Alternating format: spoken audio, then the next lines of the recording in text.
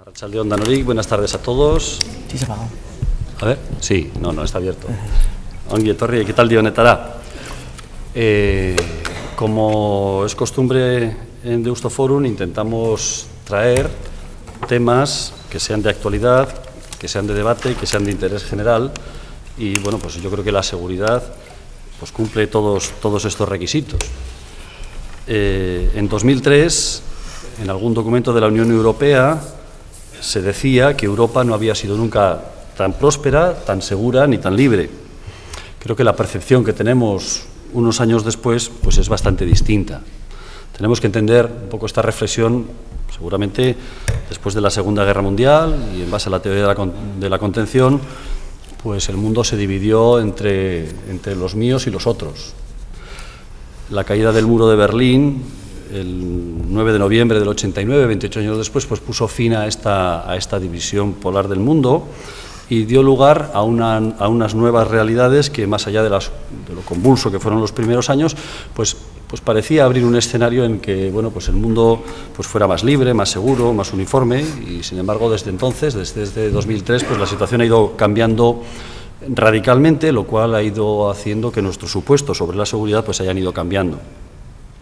Después del estallido de las primaveras árabes, a finales de 2010, se han ido acercando pues, progresivamente y cada vez más a nuestras fronteras los focos de conflicto.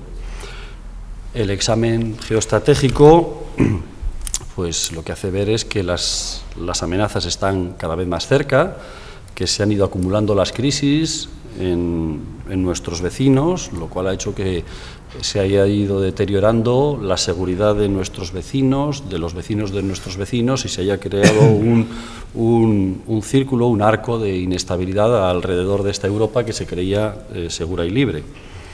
Ciberamenazas, epidemias transnacionales como el ébola, estados fallidos en África, las primaveras árabes y las revueltas virales en el Magreb, en el Extremo Oriente, la presión inmigratoria que esto ha generado, los combatientes en el extranjero, el terrorismo yihadista en Irak y en Siria, o en París y en Madrid, pues son todas situaciones que han hecho que esta percepción de seguridad que teníamos en Europa pues se haya ido resquebrajando.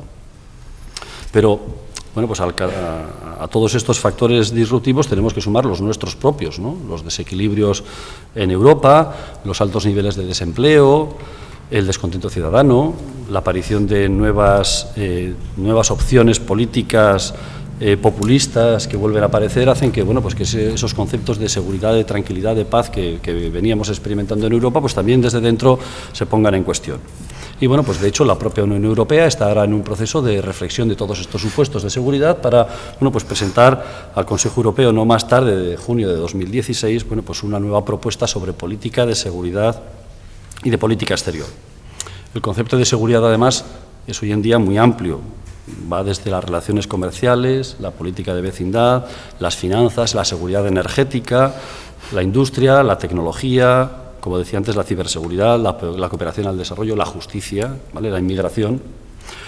A estas preguntas de, bueno, pues, ¿qué ha cambiado en nuestra percepción de la seguridad en estos años? ¿Tenemos los europeos capacidad para responder a todas estas nuevas amenazas, inquietudes que nos cercan? ¿Qué actores queremos ser los europeos dentro de todo este espacio? Y bueno, pues para reflexionar y hablar sobre todo ello, pues hemos invitado a Carlos Alonso, Miranda y Helio.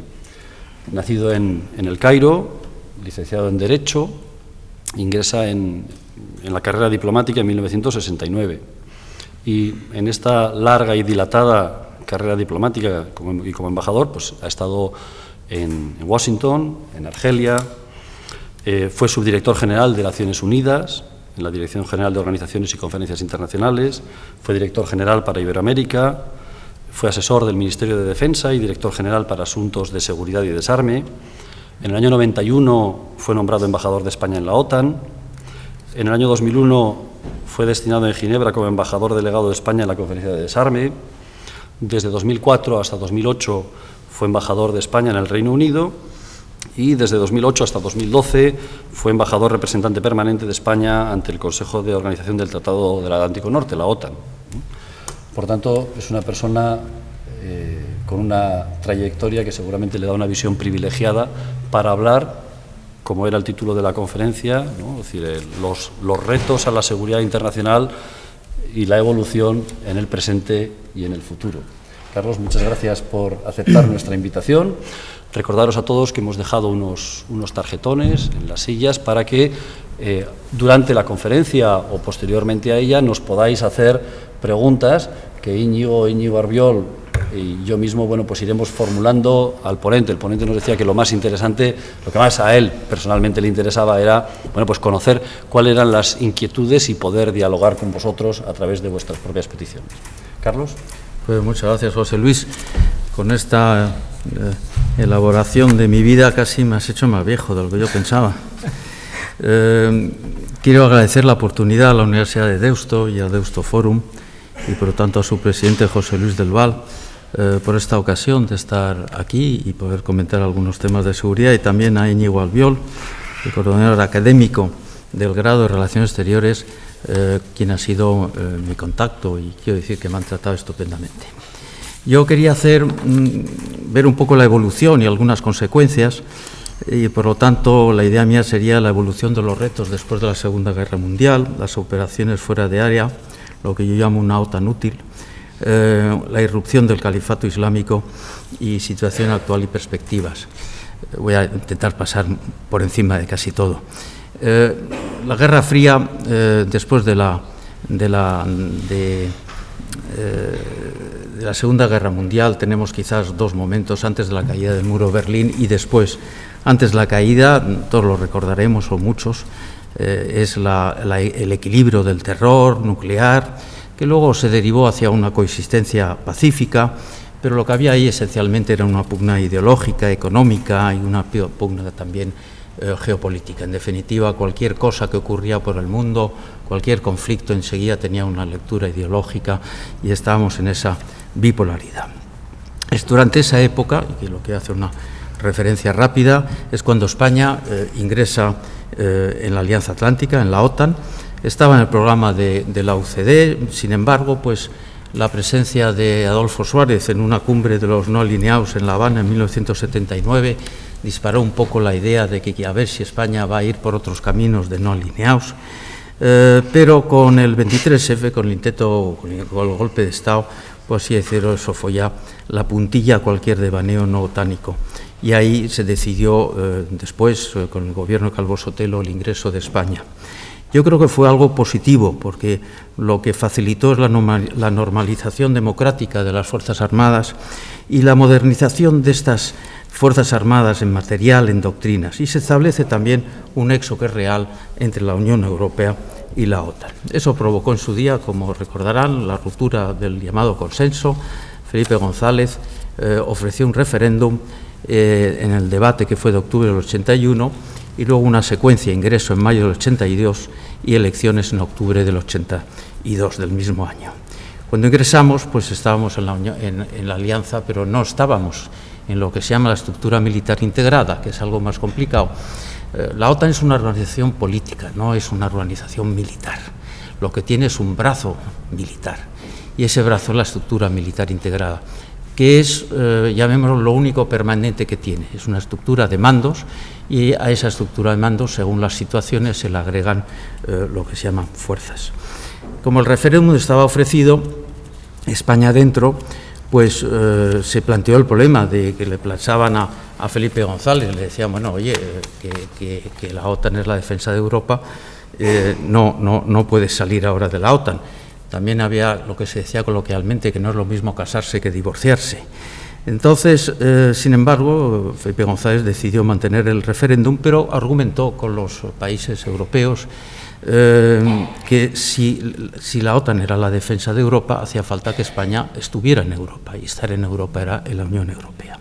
Con lo cual hay que observar que el ingreso de España en la Unión Europea se produjo a mediados del 85, creo que fue junio, y que el referéndum de la OTAN fue en marzo del 86.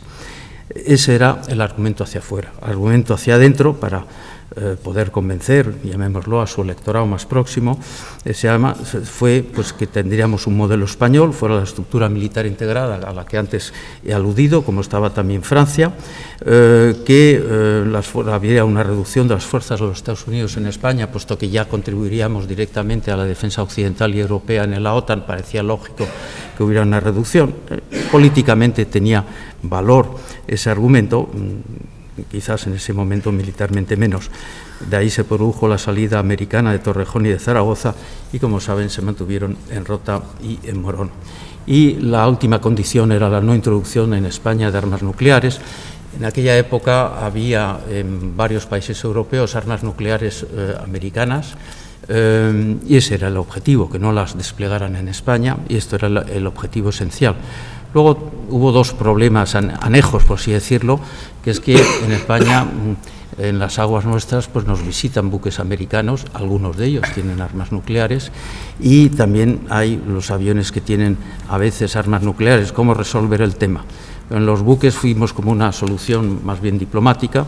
No les preguntamos si tienen arma nuclear, ellos no nos preguntan si tenemos en nuestros barcos armas nucleares, entre otras cosas porque saben que no, y en los sobrevuelos se les manifestó que la política española era de que no hubiera armas nucleares en sus aviones, y Estados Unidos dijo que lo sabía y que lo aceptaba. Bueno, pues decir que esto es algo que esto no es nada. Bueno, pues si hay un día un accidente de avión como el que hubo en Palomares, pues la mala fe estadounidense estaría pillada. Pero vamos, yo creo que cumplen estas cosas. Después de la caída del muro de Berlín, se produce entonces, desaparece, por así decirlo, el adversario, el posible enemigo. Como saben, después de la caída del muro de Berlín, pues se disolvió la Unión Soviética, incluso partes de Rusia se hicieron independientes, naturalmente se disolvió el Pacto de Varsovia y, en fin, cambió muchísimo toda la situación. Por parte de la OTAN se entendió que la OTAN nunca había sido, llamémoslo, un reflejo exacto del Pacto de Varsovia, que fuera su opositor, que nosotros defendíamos unos valores que no eran los que ellos defendían, y que además de cara al futuro nunca se sabe, como se sabe también, pues cuando un país termina una guerra, pues puede haber desmovilizaciones, reducciones. Lo que nadie hace es quedarse sin sus fuerzas armadas. Como la OTAN es un instrumento importante para llamémosla la homologación de todas estas fuerzas armadas nuestras, pues la respuesta es que había que mantenerla. Se creó entonces la noción de que había que cooperar o ofrecer cooperación con lo que habían sido nuestros antiguos enemigos o antiguos adversarios, y se creó lo que se llamó el Consejo de Cooperación del Atlántico Norte, que era el Consejo del Atlántico Norte con pues, casi todos los países que se habían hecho independientes y la propia Rusia. Luego eso se llama hoy en día Consejo Partenariado Euroatlántico. Y luego una fase siguiente llegó cuando era Javier Solana, secretario general de la OTAN, que fue un Consejo OTAN-Rusia. Consejo OTAN-Rusia en el cual Rusia en realidad está a un nivel igual que los demás aliados. No se sienta junto a la presidencia como un invitado, como ocurre en las demás reuniones, se sienta entre los propios aliados. Bueno, fue un intento, por así decirlo, de atraer a ese mundo hacia nosotros, hacia obviamente también nuestros valores, pero también traer a Rusia a este mundo. Rusia no reaccionó al final bien. ¿Por qué? Pues porque se produjo lo que desde el punto de vista ruso podríamos llamar, entre comillas, el avance de la OTAN hacia Rusia y también de la Unión Europea. Durante todos los reuniones importantes de la OTAN y de la Unión Europea durante la Guerra Fría siempre había algún párrafo en los comunicados que decían que la ambición de tener una sola Europa, a whole Europe, se decía en inglés, una Europa junta, sin divisiones, desde el punto de vista nuestro, evidentemente, es la Unión Europea. Y por lo tanto, pues lo que se aspiraba era que una vez que desaparecía la Guerra Fría hubiera una sola Europa. Los países europeos que estaban al otro lado del telón de acero, como es natural, su aspiración era lógica de entrar a la Unión Europea, porque era su futuro económico, entrar en la OTAN porque era su seguridad frente a lo que era su, llamémoslo, adversario, a veces histórico, a veces reciente, que era Rusia. En aquel entonces se planteó también, lo digo anecdóticamente, si había que mantener las dos Alemanias o una sola. La respuesta obvia era una sola Alemania, aunque algunos franceses decían que le querían tanto a Alemania que preferían tener varias. Pero estas son respuestas lógicas, y todo eso en un marco de una defensa europea y a la vez transatlántica, porque hay que considerar más bien que lo que hay entre las dos riberas del Atlántico en el fondo es muy parecido. Y si en tiempos de Roma se llamaba el Mare Nostrum al Mediterráneo porque lo que había al sur y al norte era una misma cultura, una forma de ver las cosas muy semejante, yo me atrevería a llamar que el Mare Nostrum de hoy en día es el Atlántico Norte. Por lo tanto, siguiendo estas visiones, pues se produjo el ingreso de los países del este, generalmente en la Alianza Atlántica. Primero, porque era más fácil. Segundo, también porque era su prioridad más inmediata. Y en la Unión Europea luego, pues porque era más complicado. Nosotros también en la Alianza Atlántica entramos con relativa, llamémoslo, facilidad. En la Unión Europea nos costó muchos años y muchos, por así decirlo, casi trucos. Pero ante todo esto la reacción rusa fue negativa. Ante esto yo lo podría ver con algún que otro tipo de pregunta. ¿Pertenece Rusia a Europa? Yo creo que sí, y nosotros entendemos que culturalmente Rusia es Europa. Y sin embargo, ¿hasta qué punto? También Turquía es Europa y es considerada europea, pero al igual que Rusia, la mayoría de su territorio no está en Europa. Y eso también debe condicionar de alguna manera. Rusia está en el Consejo de Europa, aunque en este momento yo creo que está con algunas sanciones debido a la anexión de Crimea, anexión que los occidentales consideramos que no es una anexión legítima. Pero, por un momento, imagínenselo, ¿imaginan a Rusia en la Unión Europea? ¿Imaginan a Rusia en la OTAN? Y sin embargo podrían serlo. Son país europeo, podría serlo. Bueno, si Rusia fuera de la europea sería una maravilla, porque es que cumpliría todas las condiciones que pedimos a un país para ser de la Unión Europea. Otra cosa es el peso ante el que nos encontraríamos, pero hoy en día es difícil imaginarlo. Rusia también podría entrar en la OTAN. Sin embargo, Rusia ha preferido tener su sitio. Yo no digo que no sea legítimo, y su sitio es, para ellos, lejos de los Estados Unidos. Ellos, después de la final de la Guerra Fría, de alguna manera, ellos tienen, yo creo, esto es una reflexión personal mía, pero yo creo que del mismo modo que hay en el lado americano, del continente americano, la doctrina Monroe, que es América para los americanos, yo creo que uno de los sueños rusos sería que Estados Unidos abandone Europa, y entonces es cuando digo Europa para los rusos, es decir, de alguna manera Rusia resiente la presencia americana, y esa presencia americana es deseada por los países europeos, sobre todo aquellos que están más en el centro de Europa, que han vivido quizás eventos que nosotros no hemos vivido y por lo tanto tienen una vivencia y una conciencia diferente. Pero para ellos, para unos belgas, para unos holandeses, para unos franceses, Estados Unidos les han ayudado en tres guerras, la primera, la segunda y la Guerra Fría. Y por lo tanto, nuestra seguridad, quiérase o no, está unida al hecho de que Estados Unidos esté interesada por la seguridad en Europa. Pero como digo, Rusia de alguna manera no ha querido unirse a esta pandilla, lo que ha preferido es tener su zona, su zona de influencia. Respecto a este tema del avance, entre comillas, de la OTAN hacia sus fronteras, siempre hay la acusación de que se les aseguró que esto no ocurriría. Yo no he visto un solo documento en el que formalmente, por parte occidental, se asegurara a Rusia que no habría un avance de la OTAN ni tampoco un avance de la Unión Europea hacia sus fronteras. Lo que sí ha ocurrido en la práctica es que lo que no ha habido son despliegues, aunque ahora, después de los eventos de Crimea, eso ya ha cambiado un poco, ya unos despliegues, llamémoslo parciales o más bien durante algún tiempo, pero nunca se le dio la seguridad de que no habría ese avance, entre comillas, es decir, que Polonia, Chequia, Rumanía no iban a hacerse de la OTAN o también de la Unión Europea. Por otro lado, hay una cosa que se llama el Acta Final de Helsinki. El Acta Final de Helsinki indica que todos los países europeos tienen el derecho y la libertad de unirse a cualquier grupo de países o de alianza. Por lo tanto, cualquier país tiene derecho a ser o no ser de la OTAN, a ser o no ser de la Unión Europea. Bien, llegamos con esta alegría a los casos de Georgia y Ucrania. Yo distinguiría aquí entre los derechos y la prudencia, y yo creo que desde esta perspectiva en el lado occidental ha habido imprudencia. Probablemente hubiera sido mejor que la OTAN no aprobara el que se les podía invitar.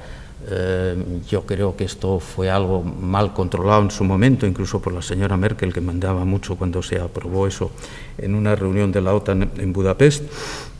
Y, por lo tanto, aquí quizás frente a los derechos pues hubo un poco de imprudencia, derechos de esos estados. Por otra parte, también es verdad que están establecidas unas líneas rojas, es decir, yo personalmente no creo que iríamos a una guerra con Rusia ni por Georgia ni por Ucrania, pero Rusia a su vez sabe que hay unas líneas rojas. Si ocurre algo, quizás no haya una guerra, pero hay, como hemos visto, hay sanciones, hay reacciones, y por lo tanto estamos ahí en un juego especial. Pero, en fin, yo lo que quería destacar en esta parte era que Rusia esa mano tendida nunca la ha cogido, a mi juicio, bien, es un poco cuando te dan la mano con la mano blanda así, y por otra parte, pues quizás también ha habido alguna imprudencia por la parte occidental. Llegados a este punto, la OTAN se quedó sin adversario, de alguna manera durmiente. Nadie la quería, por así decirlo, disolver, pero quería que darle una utilidad práctica. Por eso le hablo yo una OTAN útil, durmiente, pero que sirva para algo. Eso es lo que motivó que la OTAN se fuera introduciendo en las operaciones de mantenimiento de la paz, cosa que no hubiera hecho jamás en tiempos de la Guerra Fría, porque lo principal para ella era la defensa. Pero ya lo podía hacer. Empezaron con los Balcanes, que desde el punto de vista OTAN era salir del área de la OTAN, que era una discusión que había en aquel entonces. Fueron Bosnia, Kosovo. Luego ya se rizó más el rizo un poco en Afganistán para ayudar al desarrollo, dar protección, seguridad, porque como recordarán ustedes, ahí estaban los talibanes.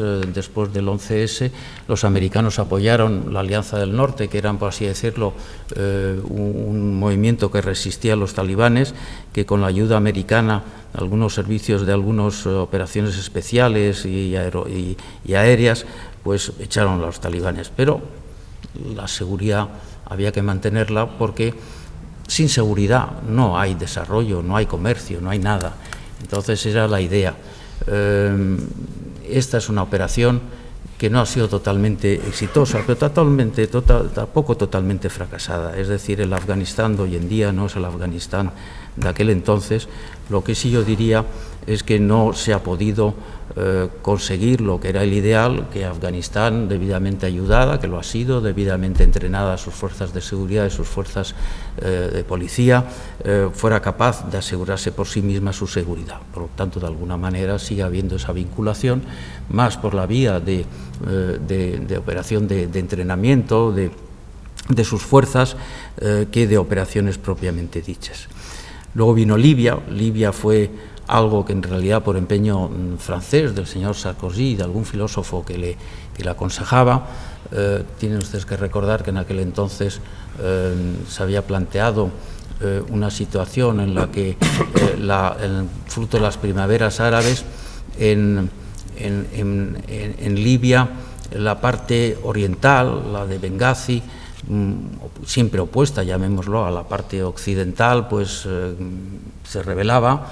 El señor Gaddafi se dedicó también a bombardear a sus propias poblaciones. Se provocó una situación en la que, pues era en fondo de guerra civil. Hubo un momento dado, no sé si recordarán ustedes los vídeos o la televisión en aquel entonces, pues el lunes pues iban todos los de Benghazi hacia Trípoli, el martes iban todos los de Trípoli, parecía la película de Mad Max. pero hubo un momento dado que hubo la sensación de que iba a prevalecer Gaddafi y que íbamos a asistir a un baño de sangre en Bengasi. Bueno, ese es el momento en que se tomó, yo vuelvo a insistir, quizás el más interesado fue Francia, que empujó más, pero en fin, todos estuvieron de acuerdo que esa no podía seguir y la OTAN hizo la operación que ustedes conocen y saben, pero esa operación no fue seguida, diría yo, por parte de otras organizaciones, la propia Unión Europea, Naciones Unidas, de qué pasa después de eliminado el régimen. Fruto de ello, pues, han sido consecuencias bastante malas. Otras operaciones de mantenimiento de paz han sido la hay en el Mediterráneo, que es fruto del 11S. El 11S en Nueva York es el único acto que ha producido la puesta en marcha en la OTAN del artículo 5, que es el de la defensa. Quizás se hizo más que nada por solidaridad con Estados Unidos. En el Mediterráneo hay una operación que se hace en función de datos que se tienen de vigilancia, dirigida más que nada hacia el terrorismo, y por otra parte pues se hicieron operaciones también marítimas contra la piratería en el mar Índico. La Unión Europea y la OTAN, yo creo que se ha retirado ahora de esa operación, y la Unión Europea probablemente porque la piratería ya no es lo que era en aquella época. Consecuencias en el marco interno de la OTAN de todo esto, yo vería unas. Por un lado, en la estructura militar de la OTAN, España y Francia ingresaron en esa estructura militar a la cual no habían querido estar. ¿Por qué? Bueno, pues porque la situación no es lo mismo en Guerra Fría, que llamémosla en la situación actual, en las operaciones. En la Guerra Fría, si hubiera habido una tercera guerra mundial, yo les aseguro que el Consejo Atlántico hubiera autorizado a las fuerzas, a los militares, a poner en marcha sus planes, y a partir del segundo o tercer día ahí se pierde el control de todo, porque la velocidad con que se hubieran tomado las decisiones hubiera sido muy difícil mantener ese control. En cambio, una operación de mantenimiento de paz, las que ha habido en Bosnia, yo las he vivido cuando estaba en el Consejo, bueno, había un control, y sí hay un control constante. Y a partir de ese momento es mejor estar dentro de la estructura que estar fuera, porque uno está con todos los datos, se opera mejor y el control político existe. Aparte de eso, Francia estaba fuera por su carácter nuclear, puesto que ha reingresado en la estructura militar, pero sin renunciar a su propia política, llamémoslo, en materia de disuasión nuclear. Por lo tanto, yo creo que esos son dos efectos de esta época, el reingreso de Francia y el ingreso de España en la estructura militar. Y por otro lado ha sido porque esa estructura militar, que son, como he dicho antes, un conjunto de mandos, pues se ha ido reduciendo, y hoy en día pues es bastante mínima, y en España tenemos un elemento importante para la vigilancia aérea que está en Torrejón, que responde a un nombre, como son muchas veces estas cuestiones militares, el CAOC. Pues bien, otros resultados de todas estas operaciones, diría yo, es que nuestras opiniones públicas y por lo tanto en el ámbito de los gobiernos hay poca inclinación hoy en día a lo que en inglés se llama boots on the ground, a tener tropas de combate. Puede haber, para lo aceptable, se considera es entrenamiento, formación, operaciones especiales, que en general son muy discretas y nadie se entera, actuaciones a distancia, operaciones aéreas, operaciones de control del espacio aéreo, operaciones a través de drones, vigilancia y actuación, la guerra electrónica, si acaso un bombardeo tipo naval o terrestre. Recuerden que los rusos, cuando empezaron a intervenir en Siria, se marcaron, por así decirlo, la chulada de mandar desde el mar Caspio unos misiles a territorio sirio ocupado, no se sabe bien por quién. Eso las opiniones públicas lo aceptan mejor. No aceptan es las fuerzas de combate en el terreno, porque al final se convierten en unas fuerzas de ocupación. Las ocupaciones nunca son, por así decirlo, algo que gusta, no gustan normalmente ni a las propias poblaciones ocupadas, ni gusta tampoco en nuestras opiniones públicas, que no ven razón para ello. Ahora, la realidad es que alguien tiene que ocupar el terreno. Ahora estamos embarcados en la forma de contrarrestar al Estado Islámico o al Califato Islámico, que tiene territorios y opera a través de sus espontáneos, que nos pueden sacar una metralleta en cualquier lugar, en cualquier momento. Eso significa que hay una relación mayor que había antes entre la seguridad interna y la seguridad exterior, pero una cosa es hacerles la vida difícil a base de ataques aéreos, a base de drones, todo lo que se quiera, pero ocupación de terreno, si no alguien les quita el terreno, seguirán allí. La esperanza occidental es que ahora lo que hacían las fuerzas occidentales las hagan otras, para eso les hemos entrenado a los iraquíes. Lo que vemos en la realidad, pues que hace falta también mucho espíritu. Son más exitosos los kurdos que las propias fuerzas regulares iraquíes, aunque parece que tienen éxitos últimamente. Disponen de fuerzas iraníes voluntarias que están allí. Yo con esto quiero destacar que naturalmente sin fuerzas en el terreno no se ocupa el terreno y por lo tanto lo que se queda es una situación de alguna manera equilibrada.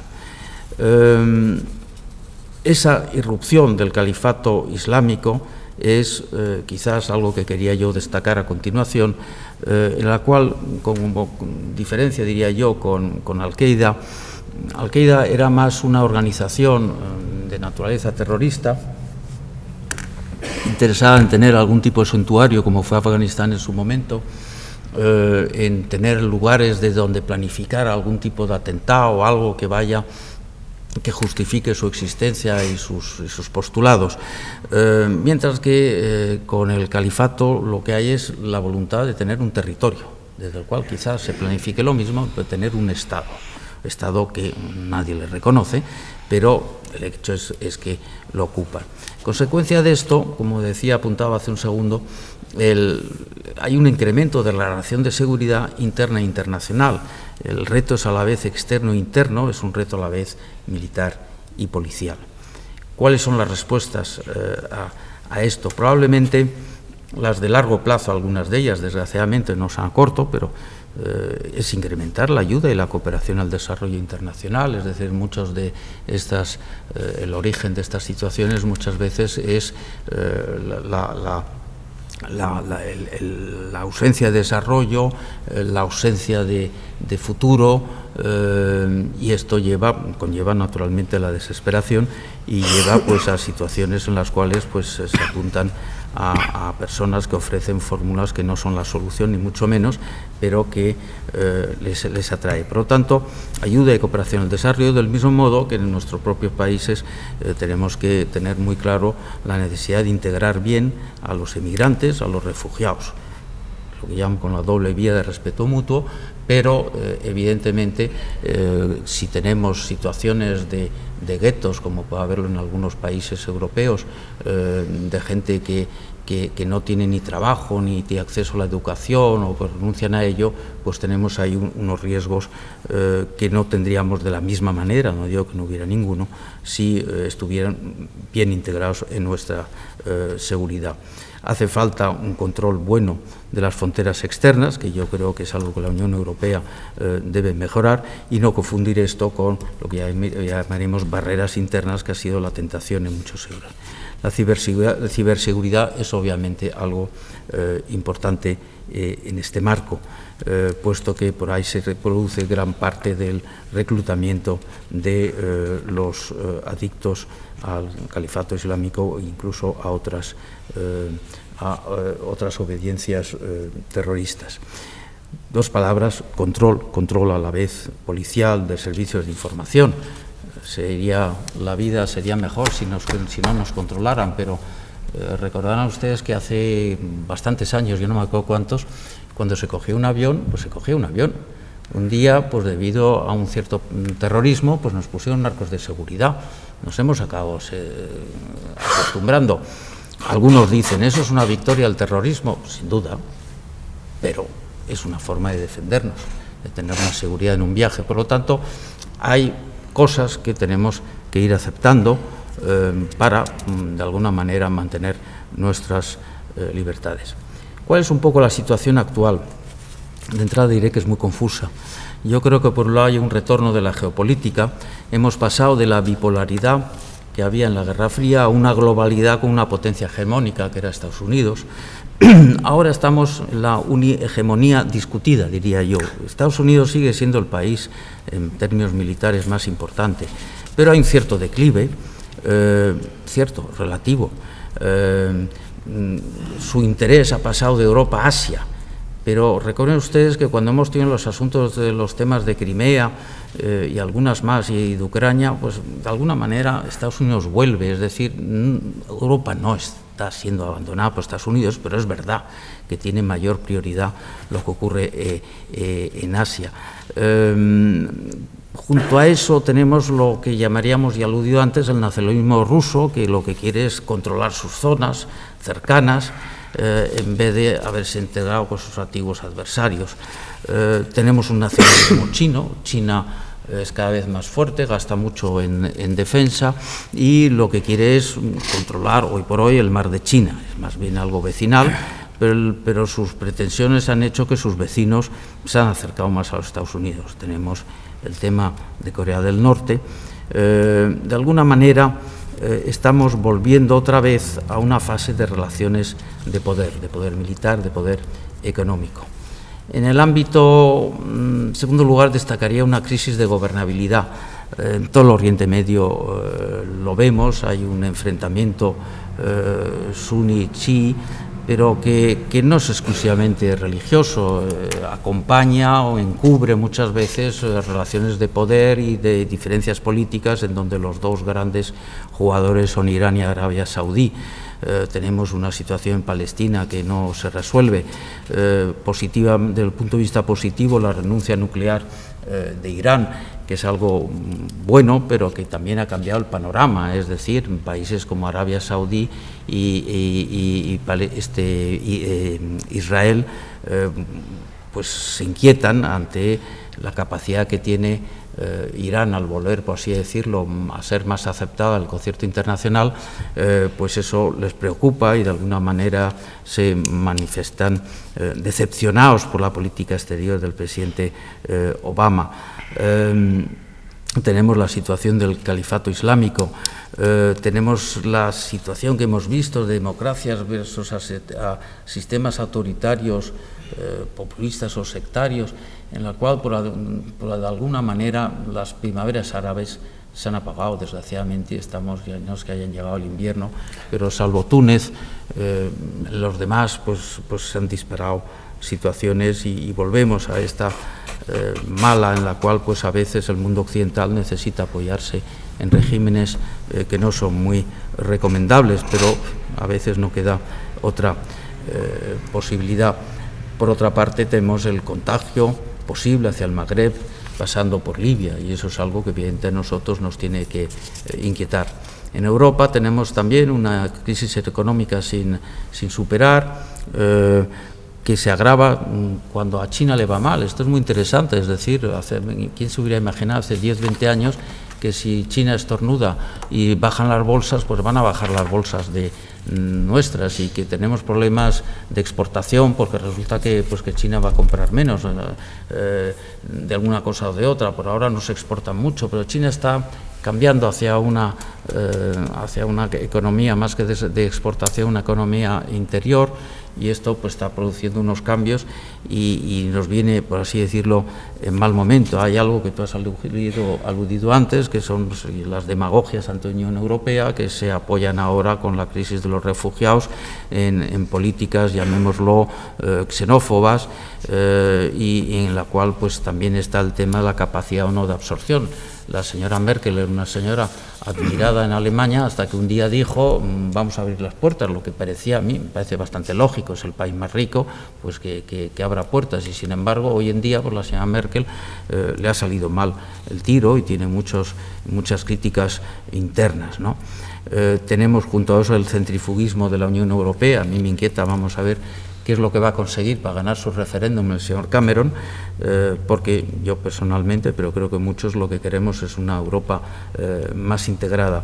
Creo que estamos en una situación en la que lo que yo llamo el corazón de Europa, que es Europa occidental. Para mí son los fundadores de la Unión Europea, es decir, el Benelux, Francia, Alemania, Italia.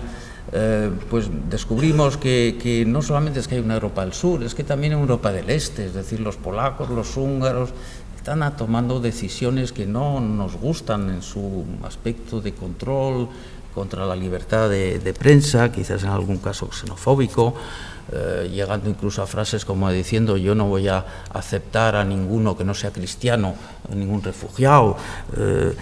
Eso no deja de ser preocupante, pero hay también una Europa nórdica, estamos descubriendo que tampoco se integra bien, es decir, que en el fondo el carácter integrado de Europa pues tiene sus distintos aspectos que se mueven, y esto obviamente es un momento difícil.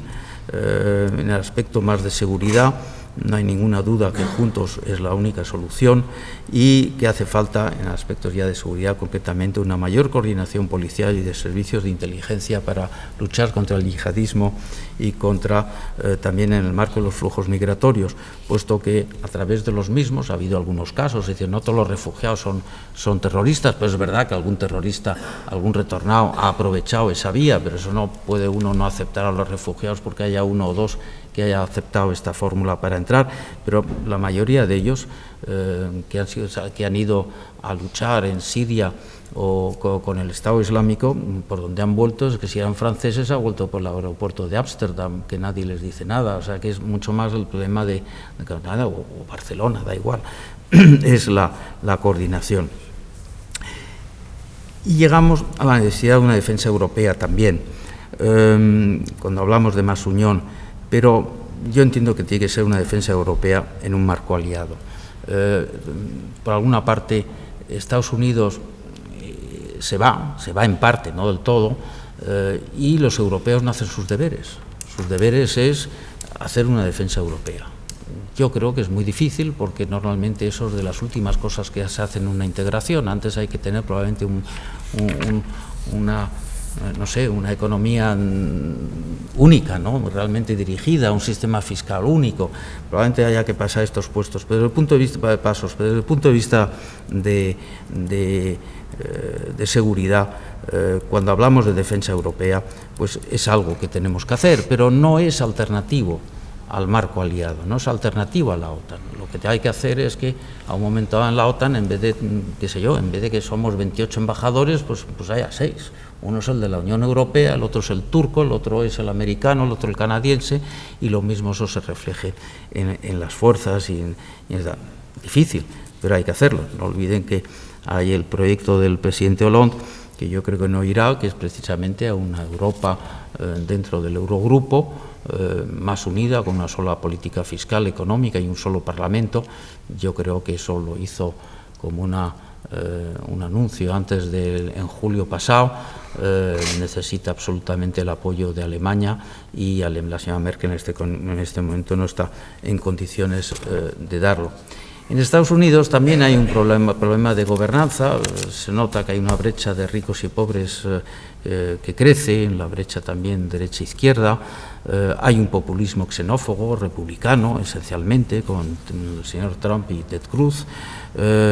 Todo esto, naturalmente, impacta negativamente en el liderazgo de los Estados Unidos, y yo creo que en el mundo occidental, y yo me reclamo del mundo occidental, pues algún liderazgo de Estados Unidos es necesario, porque si no, nadie en la Unión Europea no está en condiciones de sustituirlo. Puede condicionarlo, tiene sus áreas también, pero no puede tener ese mismo. Veremos qué pasa en las elecciones ahora.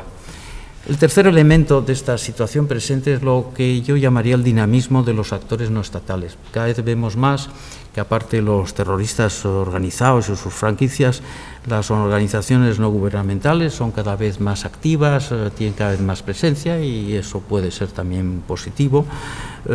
Y también hay un movimiento en las grandes urbes. En algún lugar he leído recientemente que la población urbana, yo creo que ha pasado a ser ahora más del 50% de la población mundial.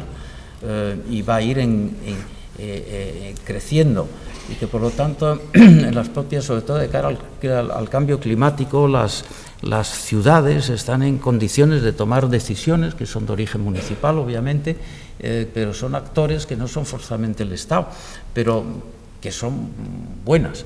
Pero estamos, por lo tanto, en una situación en que los Estados ya no son los únicos actores, no llamémoslo buenos, porque naturalmente los terroristas son malos, pero que incluso en el ámbito de las cosas positivas, los Estados tienen que acompasar con estos nuevos elementos.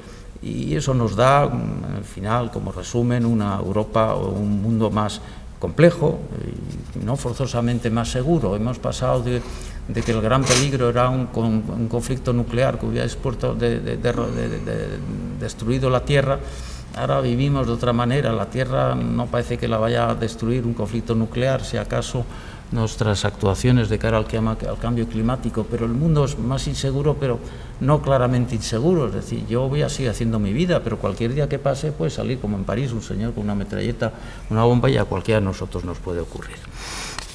Para terminar, simplemente, muy rápidamente, hacer mención a dos cosas. Evolución de los organismos en la seguridad europea. Yo lo he visto más, como lo han podido comprobar, desde el punto de vista de lo que se llama político-militar o de asuntos estratégicos. Pasamos después de la Segunda Guerra Mundial o los acuerdos entre Francia e Inglaterra, Dunkerque, porque ellos lo que temían era el resurgir alemán por tercera vez o por segunda vez. Luego pasamos a la Unión Europea Occidental, que era una forma de ponerle un corsé a Alemania y vigilarla cuántos submarinos podía hacer y de cuánto tonelaje, etcétera, etcétera, pero rápidamente se dieron cuenta que la amenaza era más al este y surgió la OTAN. Luego tenemos el concepto que ha venido luego de la defensa americana, y como decía antes, los americanos se van y los europeos no están haciendo bien sus deberes.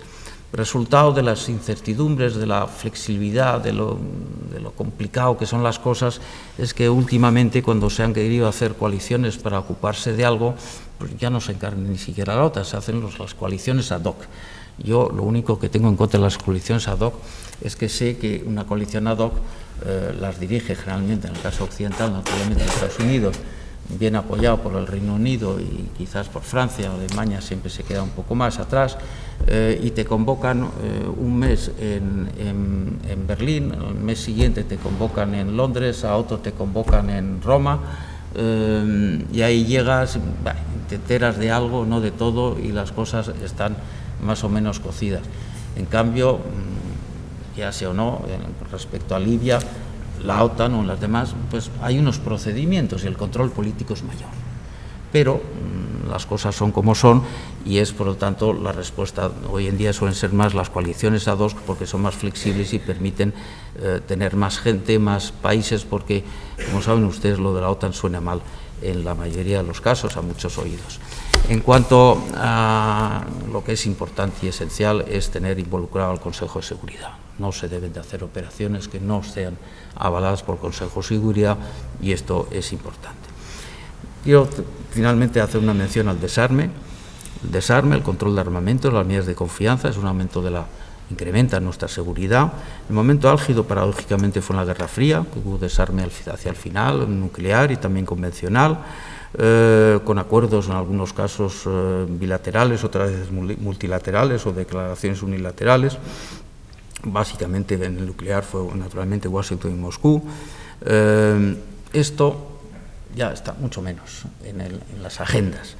Las medidas de confianza pueden ser muy útiles en muchas situaciones, de todas formas. Y el elemento esencial del desarme es el Tratado de No Proliferación, que es la clave de bóveda, aunque sea un acuerdo desigual, que permite a unos tenerlo, pero por lo menos a unos pocos, que no lo tenga todo el mundo. Y al TNP España accedió en 1987, después del referéndum de permanencia en la OTAN. Pues eso es así un poco rápido, la evolución, y como habrán ustedes podido ver, no tengo la solución a lo de hoy en día. Gracias, Carlos. Como les decía antes, es decir, bueno, pues podéis formular las preguntas que queráis. Bueno, como hay muchos jóvenes en la sala, a los que, bueno, pues a lo mejor escribir bueno, pues les gusta poco y yo os iba a proponer que lo escribierais en Twitter y se la iba a leer, pero es que me he quedado sin batería en el móvil.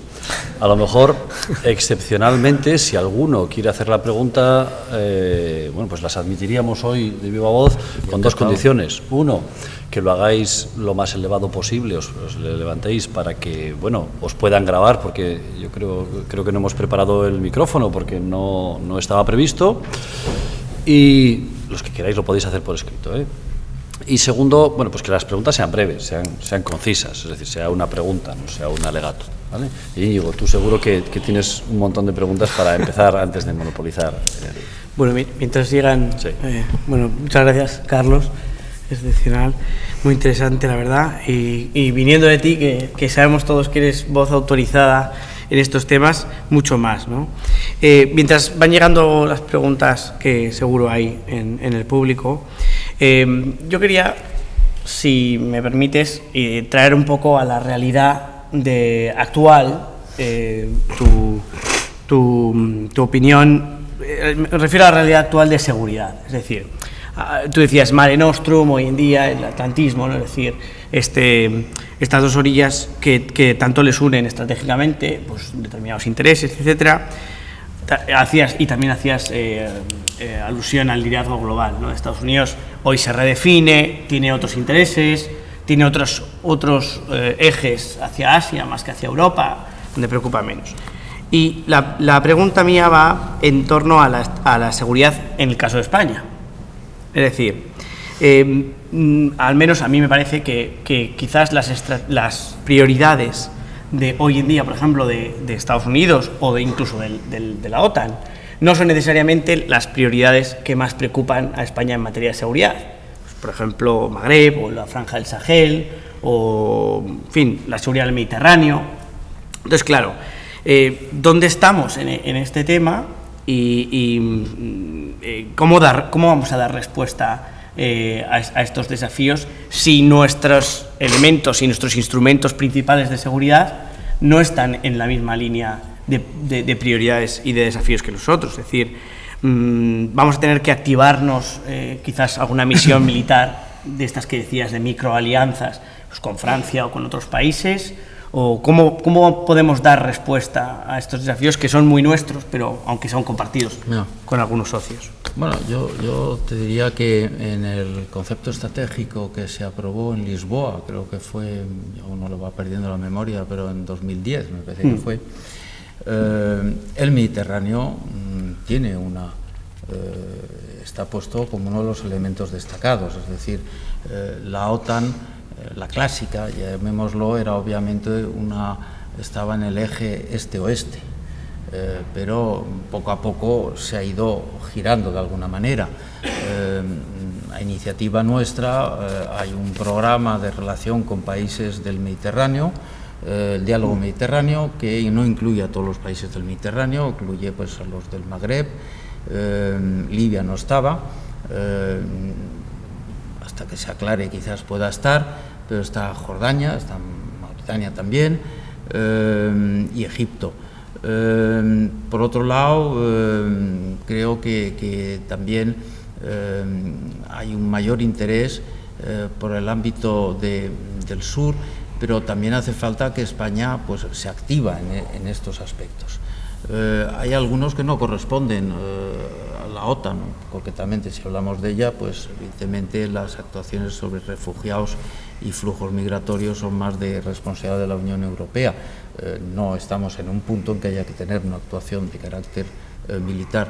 Por otra parte, estamos ayudando más al sur, en África subsahariana, tenemos presencia, ayuda, en marcos de algunas situaciones conflictuales y conflictivas, y probablemente después de los atentados de París, como todos sabemos, Francia ha requerido nuestra ayuda y por distintas razones no hemos podido incrementar esa ayuda que debiéramos.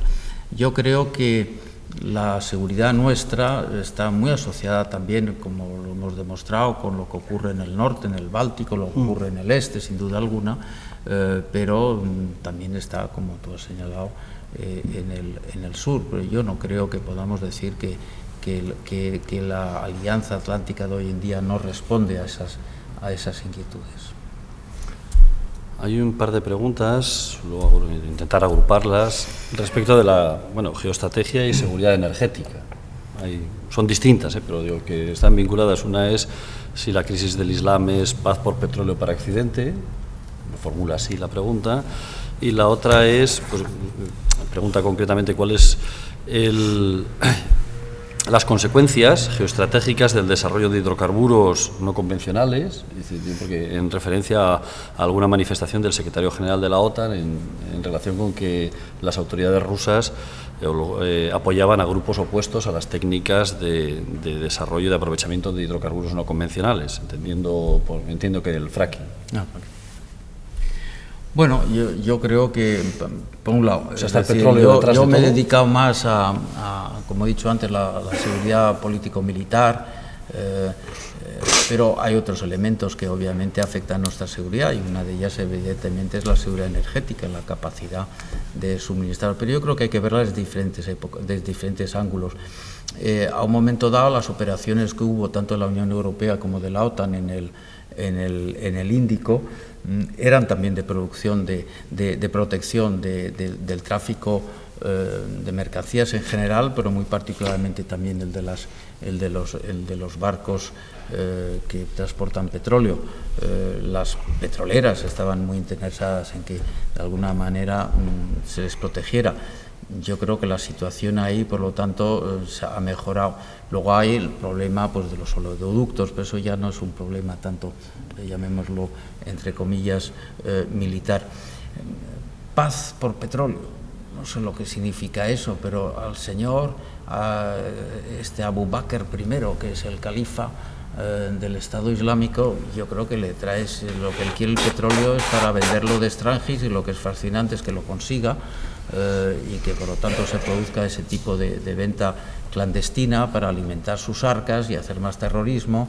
Y yo creo que él no quiere un entendimiento hoy por hoy, no creo que lo querrá nunca, con el mundo exterior. Lo que él quiere es prevalecer él y conseguir sobre todo un ascendente sobre el mundo árabe. El petróleo, además, hoy en día, como saben ustedes, está tirado. En las gasolineras, desgraciadamente, no, pero ha bajado algo. Pero aquí lo que hay es que estamos por un decrecimiento de la demanda, básicamente volvemos a China, también porque Arabia Saudí, yendo al fracking, lo que quiere es cargarse el fracking americano, porque Estados Unidos se ha vuelto autosuficientes, pero a base del fracking, y por lo tanto de unas técnicas que son más caras. Si el petróleo se abarata, ya no es rentable hacer fracking. Por lo tanto, esto es una actuación de Arabia Saudí, que lo que quiere es inundar el mercado, también dificultárselo a Irán, que se lo encuentra. En fin, ahí se juegan otras cosas, pero yo no creo que sea aquí un problema de deudes con el terrorismo. Yo creo que no es esa la cuestión. Por no dejar un poco el tema económico, es decir, hay una pregunta respecto a qué opinión le merece la implantación del Estatuto de Operador Económico Autorizado. No sé. Yo hago la pregunta. En mi marco no sé por dónde va la pregunta. Eso me parece más de tema económico, y no es lo mío. Pues cambiamos un poco. Es decir, también hay un par de preguntas respecto de la Unión Soviética o Rusia. Dice, bueno, hay dos, es decir, ¿existe un peligro de posible intervención en los países bálticos? ¿Y qué haría la OTAN en caso de que esto se produjera por parte de Rusia? Y otra, en referencia a alguna manifestación, dice, bueno, Rusia no ha querido integrarse, es decir, bueno, ¿no será para no perder su identidad y soberanía? Es decir, en un encaje occidental no se disolvería ese país entre Moscú y Vladivostok. No sé, yo empecemos por la segunda y iremos a la primera. Yo creo que hay que estar en la pandilla. Y yo creo que una época, por ejemplo, que el gobierno español, la época de Felipe González, estaba en la pandilla con Mitterrand y con Kohl, y por lo tanto era mucho más fuerte los otros dos, pero por el mero hecho de estar ahí tú condicionabas, ayudabas, te enterabas y beneficiabas de alguna manera. Después de la Segunda Guerra Mundial, Alemania fue batida tan absolutamente, que cuando se ha reconstruido, pues ha entrado en la pandilla y estamos todos mucho mejor. La Alemania de la Primera Guerra Mundial no fue destruida totalmente, se quedó fuera de la pandilla y acabamos donde acabamos. Yo hubiera preferido que Rusia, que tras la caída del muro de Berlín y la caída del sistema, llamémoslo, comunista o de socialismo real, pues aparece una democracia. Yo hubiera preferido que, y es lo que se le tendió la mano, que Rusia hubiera estado en la pandilla de alguna manera, porque a mí me parece que sin perjuicio de los intereses y que pueda tener Rusia con China, pues yo creo que Rusia pues no es cercana. También, aunque he manifestado mi duda de ver a Rusia en la Unión Europea, por ejemplo, pero yo creo que hubiera podido hacerlo. ¿Que es legítimo la decisión que ha tomado? Claro, naturalmente que es legítima, pero entendámonos, es una decisión de relaciones de poder. Quiere manipular en su zona, y Rusia tampoco es un ejemplo extraordinario de país democrático hoy por hoy. Por lo tanto, lo que quiere es manipular, y lo hemos visto con las situaciones de Ucrania, pues Ucrania, que legítimamente podía entrar en la Unión Europea, eso ha sido para Rusia una cosa inaceptable, y ahí se han derivado unos acontecimientos. Crimea, que es donde tiene una base importantísima naval que le da acceso a los mares calientes, para ellos era inaceptable que cayera en manos ajenas a las suyas, y si no recuerdo mal, el último acuerdo que habían conseguido con Ucrania era hasta de 40 años, una cosa larguísima, no era el típico acuerdo de 10-15 años, era muchísimo más. Pero también pagan ellos sus culpas, porque Crimea, para empezar, Crimea es rusa desde el siglo XVIII, no antes. Eso era más bien oriental, turca o algo parecido. Luego tuvo un señor que se llama Khrushchev, que no concebía que la URSS pueda disolverse y decidió generosamente, como él era ucraniano, regalar Crimea a Ucrania.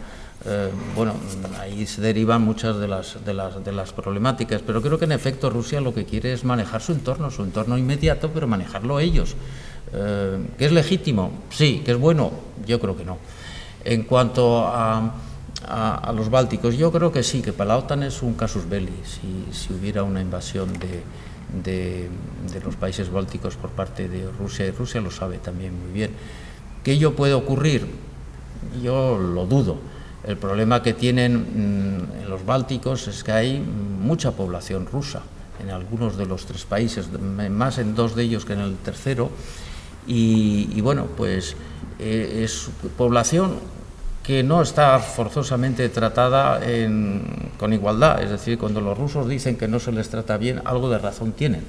Pero es que pasa que claro, los bálticos han sido subyugados por los rusos durante una época, y ahora que han recuperado su país, pues no, es una relación difícil, y ahí tiene capacidad de movimiento Rusia, pero yo creo que no.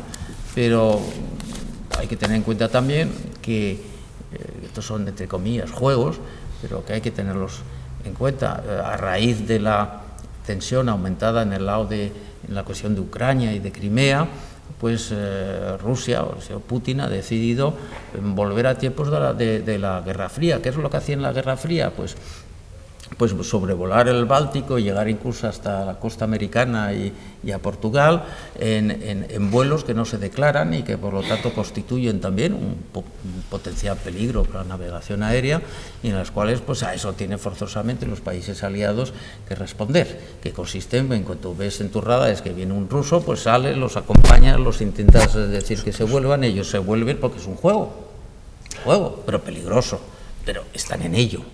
Eso lo están haciendo desde hace, me parece, un par de años, no creo que mucho más.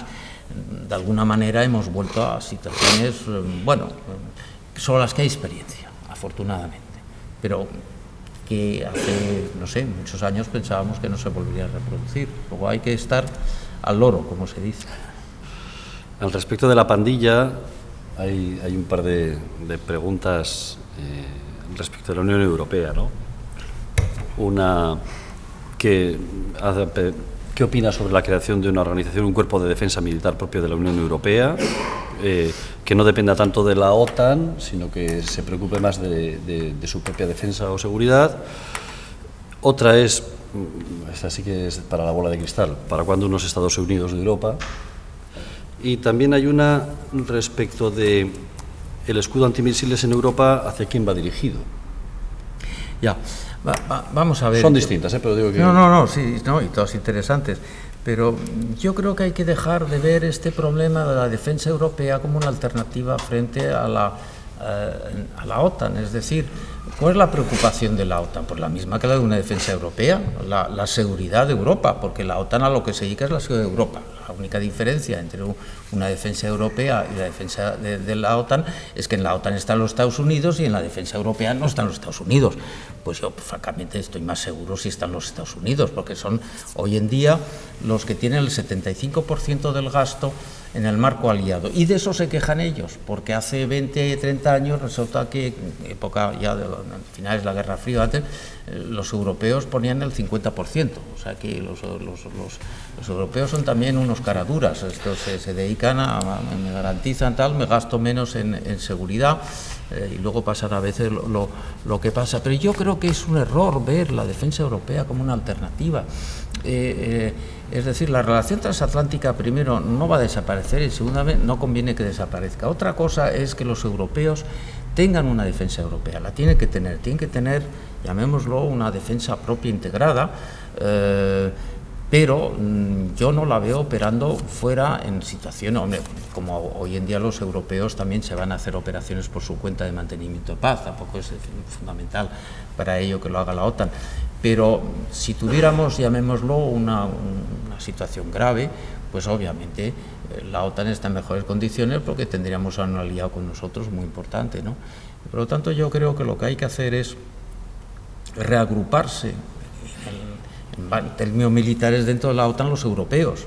Como decía antes, que haya un solo embajador por la Unión Europea y no uno francés, español, italiano, aunque digamos lo mismo. El primer paso es que digan lo mismo. El segundo paso es que haya uno solo. Más quisiera yo que, por ejemplo, también hubiera un solo embajador de la Unión Europea en Naciones Unidas, en el Consejo de Seguridad. Todo esto son metas utópicas. Pero cuando uno sabe cuál es la meta utópica, uno sabe hacia dónde hay que ir y hacer las cosas poco a poco. Pero creo que eso tiene que estar unido y que no es una alternativa. Cuando una Unión Europea, unos Estados Unidos de Europa, pues yo lo veo lejos. Pero creo también que de alguna manera, si no se tiende a ello, no lo lograremos. Y Europa, si la comparamos, es decir, la Unión Europea, por mucho que la critiquemos en estos aspectos de que va adelante o no va adelante, pues comparemos lo que era Europa después de la Segunda Guerra Mundial, comparemos lo que era Europa cuando se fundó la Unión Europea en Roma. Yo creo que hemos avanzado muchísimo y probablemente en ese sentido es preocupante pues los riesgos que sufre Schengen y algunas otras situaciones, pero bueno, en Europa son 3 pasos para adelante y 2 para atrás. Mientras quede uno va hacia adelante, vamos bien. Pero yo creo que evidentemente Estados Unidos de América pues lo hizo el mundo, en definitiva, el mundo anglosajón. En 100 años pasaron de una costa a otra. Luego pues ha habido la inmigración hispana y, por otro lado, llamémoslo la liberación de los esclavos negros. Pero eso se puede hacer en 100 años. Europa no se va a hacer en 100 años, unos Estados Unidos de Europa. Somos más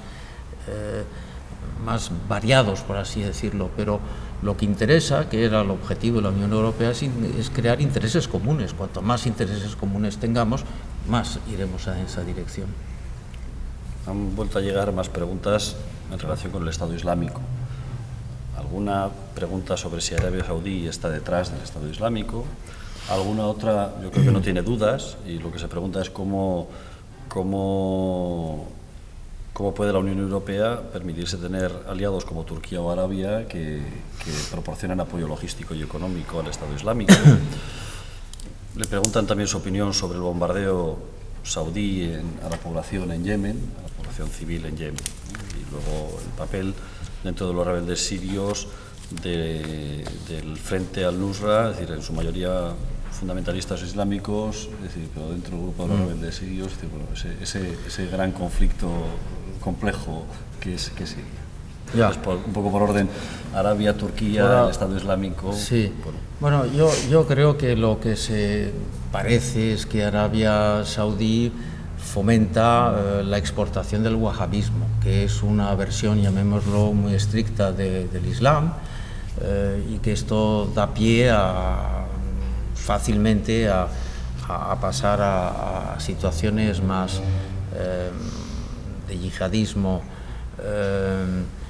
Por otra parte, yo creo que es probablemente desde los que gobiernan Arabia Saudí, probablemente ha habido financiación, no sé si del Estado o de familias, a organizaciones.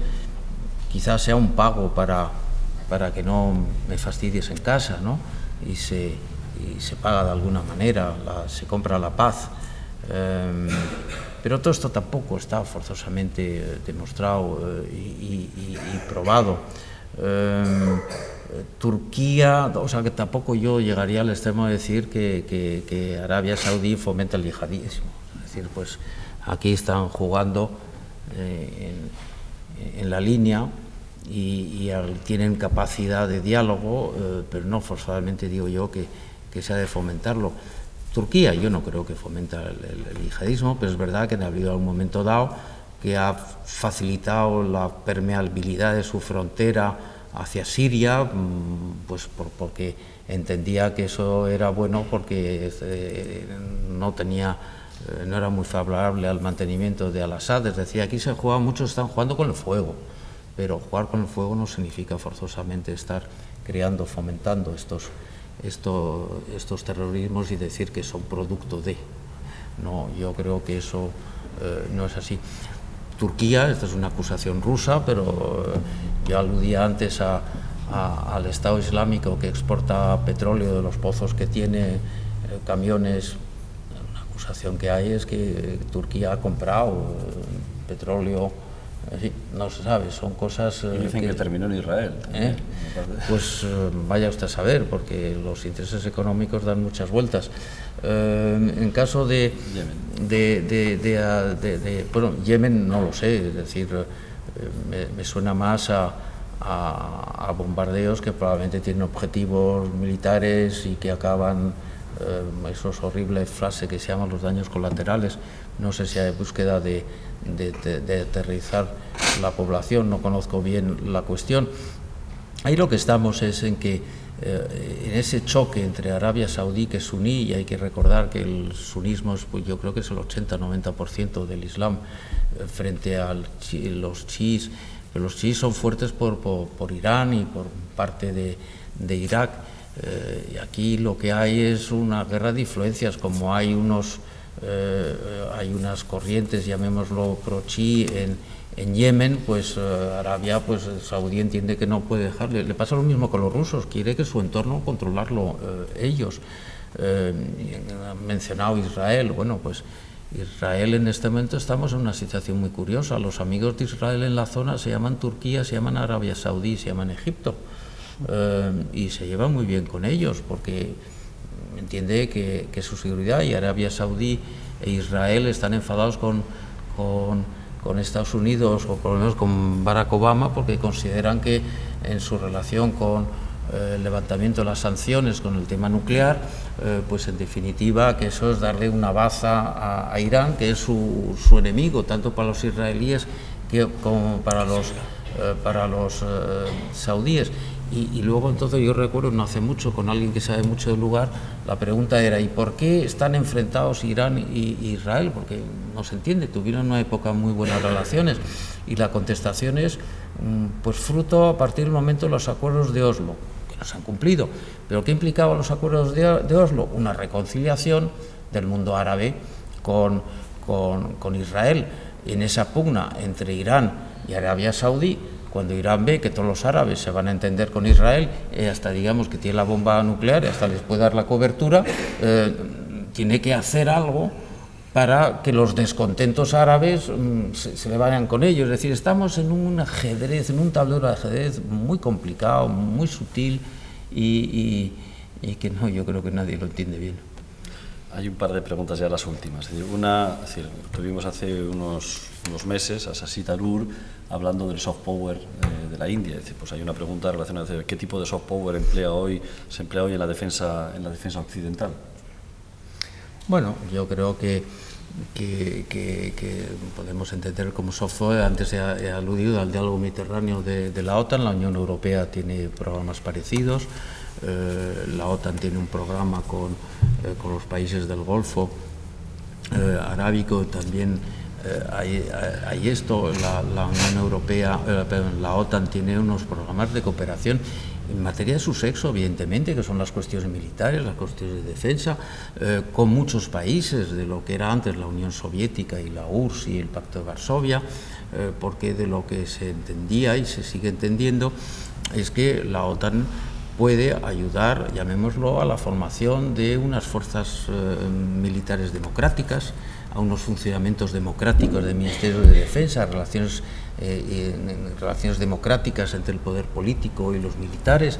Es decir, todo eso yo creo que ayuda a que en los países de un entorno cercano o más lejano no surjan problemáticas que luego de alguna manera nos fuercen a intervenir militarmente. Por lo tanto, yo creo que ese soft power lo ha habido en Afganistán. Se ha hecho mucha cooperación. Algunos países como el nuestro lo tienen claramente diferenciado de los militares, pero la protección de nuestras fuerzas era necesaria para poder hacer cooperación, mejorar Afganistán y por lo tanto alejarla, llamémoslo, de las tentaciones terroristas. Otros países como los anglosajones, los americanos, por ejemplo, en situaciones como esa su cooperación la hacen a través de los militares, ¿no? Pero yo creo que todo ese soft power está entre la relación que se busca y poner también en contacto pues militares, gente que son conocedores de temas estratégicos, de tal forma que bueno, que haya acercamiento y que haya diálogo, que es yo creo que lo mejor de los soft powers. Una pregunta muy curiosa. ¿Hay ONGs que actúan al servicio de la inteligencia? No sé, que se lo pregunten a nuestro jefe del CNI a ver lo que dice. Y bueno, por lo menos la última pregunta. No, pero sobre esto lo que sí es cierto, que sobre inteligencia no, pero sí hemos asistido, sobre todo en Irak, después de la invasión del presidente Bush, que era una invasión que todos hemos reconocido que era ilegal, sí hemos asistido a, llamémoslo, a la privatización de funciones militares en la ocupación, todas estas compañías, etcétera. Por en inteligencia, pues es hasta inimaginable. ¿Por qué no se ha establecido aún un control más riguroso en la compra-venta de armas? ¿Sí, las armas son un problema o la solución? A veces son la solución, a veces son el problema. Es decir, el cuchillo corta la carne y si la metes en el estómago a otro. Las armas pues nos defienden en ciertas situaciones, pero también las armas crean problemas. Yo creo que hoy en día pensar en un mundo sin armas pues está muy bien, pero es un poco idílico. Lo que sí hemos conseguido son eliminar algunas, controlar las peores. Las ventas de... Claro, este es un tema muy complicado porque la independencia de un país y de un grupo de países como son los europeos dependen también de que seas independiente de los suministros. Es decir, si los países europeos necesitan un caza, o se lo hacen ellos o se lo compran en Estados Unidos. Si no son capaces de hacérselo, están en manos de los Estados Unidos. De ahí lo positivo del consorcio Airbus, por ejemplo, en temas civiles, en lo que ya no dependes de que solo te haga Boeing los aviones. En el ámbito militar también sale más caro porque las series que hacen los aviones, los americanos, de aviones de combate, puede ser de 2.000 o 3.000 aviones.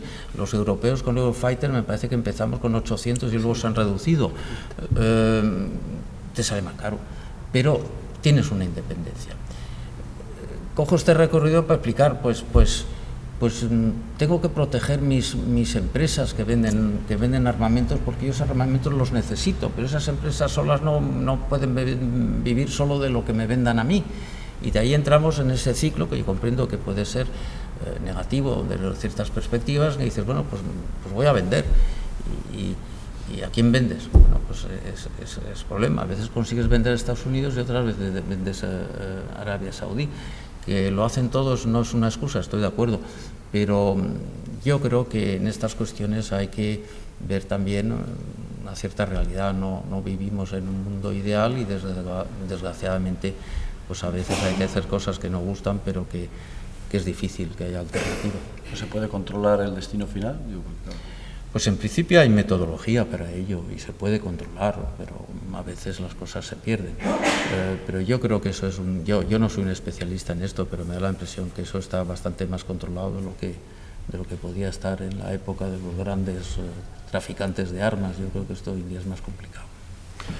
Bueno, y por cerrar, ¿hay alguna última pregunta? ¿Alguien que se ha quedado con ganas de hacerla? Están hartos. Bueno, Carlos, muchísimas gracias. Ha sido una ponencia extraordinaria. Gracias a todos vosotros.